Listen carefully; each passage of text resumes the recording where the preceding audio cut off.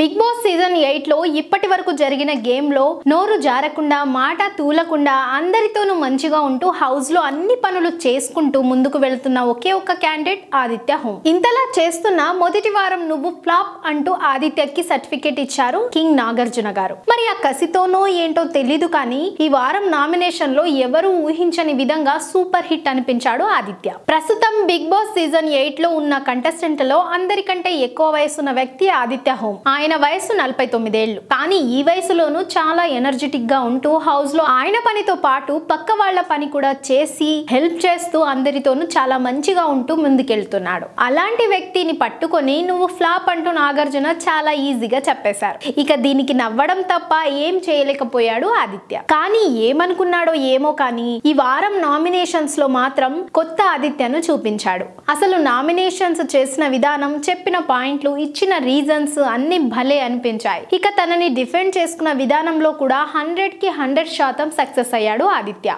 ఇది నామినేషన్ కాదు, promotion. Second week nominations లో ఆదిత్యను ముందుగా అభయ్ నామినేట్ చేశాడు.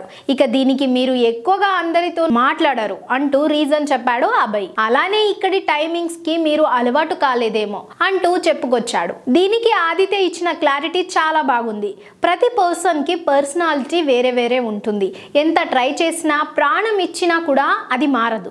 ఆయిల్, వాటర్, మిల్క్ ఇలా దేనికది సపరేట్. నేను కొంతమందితో కనెక్ట్ అవ్వను. నా పర్సనాలిటీ నా ఆస్తి. ఇది నేను 45 ఇయర్స్ హార్డ్ వర్క్ చేసి బిల్డ్ చేశాను. ఇది ఒక గేమ్ కోసం, ఒక పర్సన్ కోసం మార్చుకోను. ఐ లవ్ యూ అంటూ ఆదిత్య చెప్పాడు.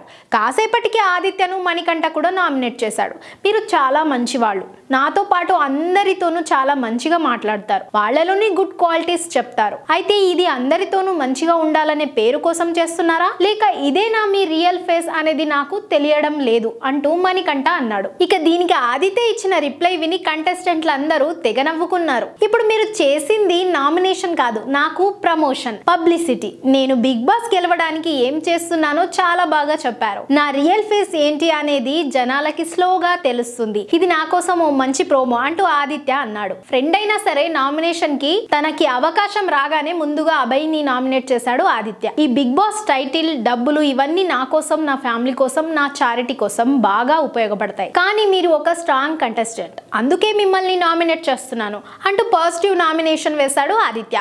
ఇక తన రెండో నామినేషన్ శేఖర్ భాషకి వేస్తూ, మీరు నా దృష్టిలో చాలా కేర్లెస్, ఇండిసిప్లిన్, మీరు ఈ గేమ్ కి ఫిట్ కాదు, మీ మైండ్ ఇక్కడ లేదంటూ ఆదిత్య అన్నాడు. దీనికి శేఖర్ భాష కాసేపు వాదించాడు. తర్వాత తన టైం వచ్చినప్పుడు ఆదిత్యను నామినేట్ చేశాడు శేఖర్.